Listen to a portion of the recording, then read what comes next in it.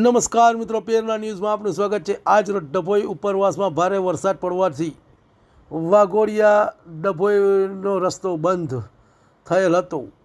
ઉપરવાસમાં ભારે વરસાદ પડવાથી તાળિયા ડેમમાંથી પાણી છોડાતા ઢાઢર નદીમાં ઘોડાપૂર આવ્યું।